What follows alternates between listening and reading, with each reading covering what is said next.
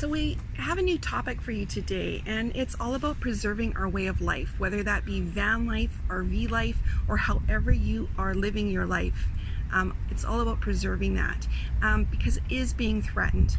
And we're going to go over some of the ways that you can make a difference for yourself as well as the community. So we hope you like this video. If you do, please give it a thumbs up. Always super appreciate your feedback. It really helps us know if we're on the right track and if we're giving content that's valuable to you. And if you haven't yet subscribed, please subscribe to our channel and ring that little bell so you know when we put up a new video. So this life can be very glamorous, exciting, and perhaps an escape from the life that you have been living or you want to escape. But I want to make it very clear. Living this lifestyle doesn't mean that you can park wherever you want, do whatever you want, and be a thorn in the side of others. Basically, you still have an obligation to be a good citizen and a good neighbor in the neighborhood that you're choosing to live. You don't want to draw attention to yourself, because drawing attention to yourself also draws attention to the community as a whole, and that could jeopardize this life that we love and the freedom that we enjoy. So I just quickly want to talk about stealth. Now, stealth is basically, by definition, a characteristic of moving with extreme care and quietness, especially to avoid detection. But when we're talking about stealth parking in the city for a van or RV life, let's be realistic. Vents, pipes, AC, solar, generator boxes on the back, these are telltale signs, and people know that you're in your vehicle. When we talk about stealth, we're talking more about you, and not bringing attention to you, your vehicle, or the community. So long videos don't get watched, so this list is far from inclusive. It's more about some of the things, actions, and activities that we have noticed that really draw attention to van dwellers or the community. So this first one is a huge one. Your vehicle's on wheels. Move it. Now, if you can't move it, that might be one of the other things that's on the list coming up, but you need to move that vehicle. Don't take over a spot. It's not yours to take over, and many places have laws that you cannot be parked in that spot in excess of 72 hours. Now, whether or not they enforce that is irrelevant. You shouldn't be there. You should be exploring new neighborhoods. Why move into a van if you're going to act like you're in an apartment that doesn't move? Move your vehicle, get to know new neighborhoods, get to know new people, new stores, all of those things. Move your vehicle. So the next one's another really super important topic. Maintain your vehicle.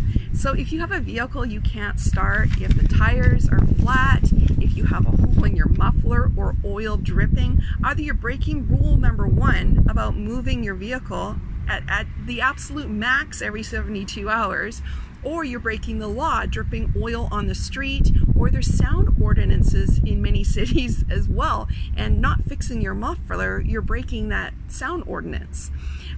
Plus, you're also being annoying, loud, it's noticeable, and it really draws attention. We will do a video about vehicle maintenance and some of the things that you should be fixing. But like another thing too is, if you have a leak, fix it. Don't put on a tarp, and don't go to this elaborate stuff or tape up things or tape plastic all over. As soon as you are physically able, or if the weather changes and it becomes dry, fix your vehicle. Don't be an eyesore, because you stand out like you can't possibly imagine. So the next one is, don't pee around your vehicle. Pee in a bottle, pee in a bucket. During the day, go take it into a bathroom and flush it down the toilet. If you're traveling, throw it into an outhouse so it can be pumped out later on, or be filtered through the earth and become compost. Just don't do it. People can smell it. They know you're peeing around your vehicle, and it brings attention to you in the community again. Likewise, don't go peeing in a bottle, put a lid on it, and throw it in the garbage pail. You're exposing people, city workers, or even those who are trying to recycle the stuff that the community is just throwing in the garbage. You're exposing them to your waste, and that's just crazy. Be a good neighbor. go and dump it out, rinse out the bottle, and then put it in the garbage. So the next thing is, when you are parking on a street in a residential area, you are not paying for a camping site.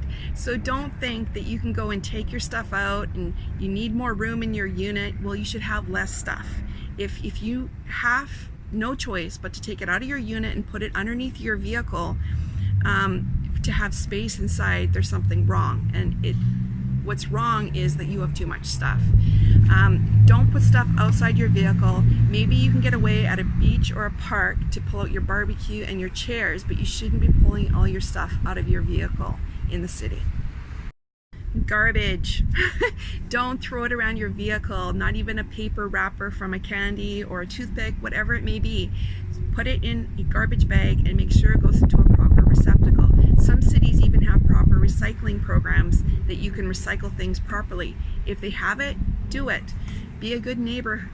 And also, we particularly like to leave a place cleaner than we find it. So whether that mean rinsing down a table that somebody's used a barbecue and they left all the grease stripped, clean it up. Then we'll use it, and then we make sure that it's clean again before we leave. Try to leave things cleaner. If you see garbage, pick up at least an occasional piece. If people in the neighborhood see you picking it up, they see that you're caring about their neighborhood, and they're much less likely to call the authorities on you if you have to stay an extra day because you're waiting for a part to replace in your vehicle or something silly like that.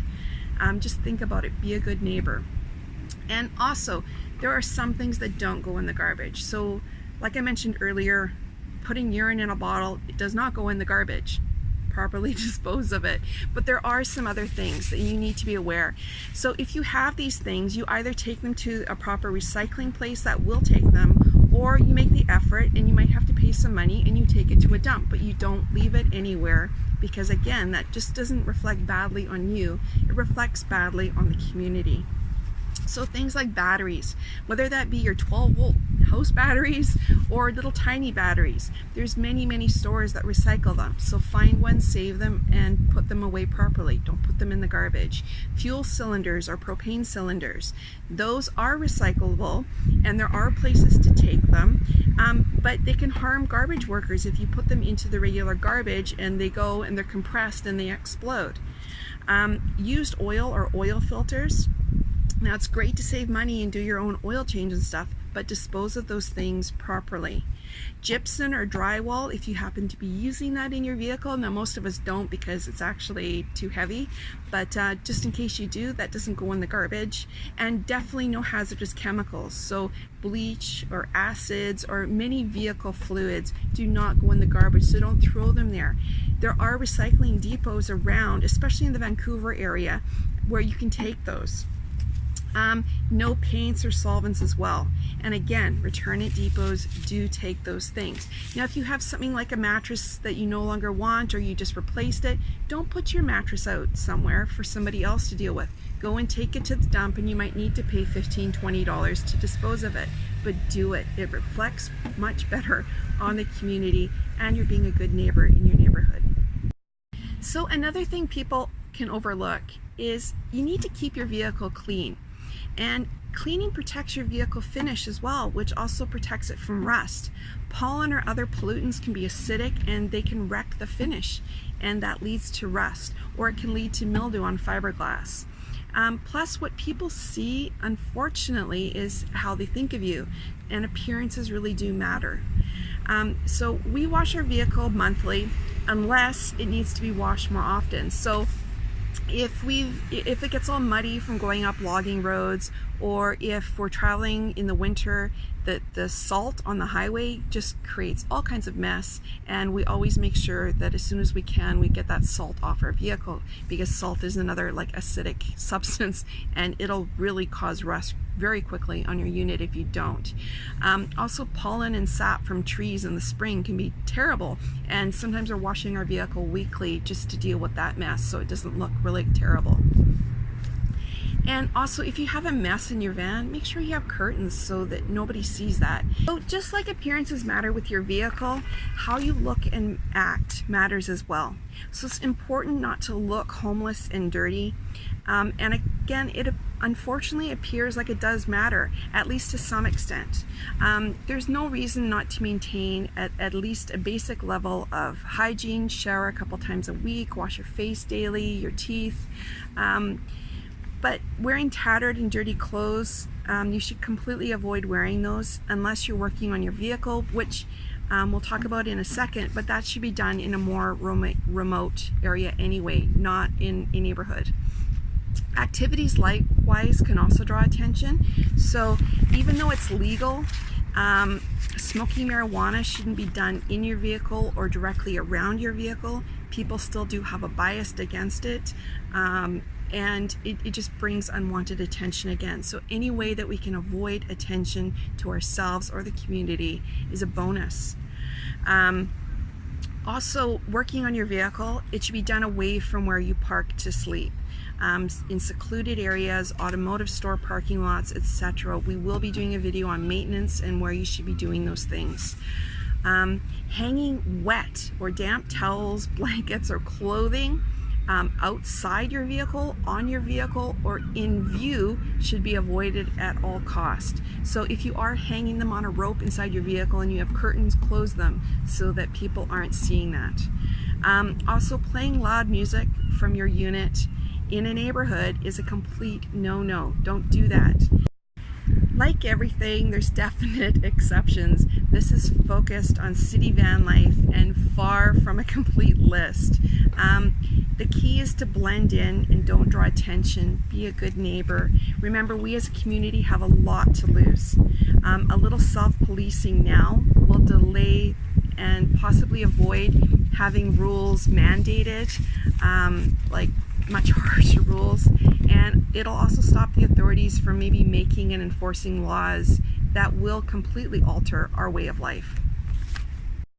The last thing, but not least thing for sure, is to make sure you follow the law. Park where it's legal, park properly, don't park the wrong direction.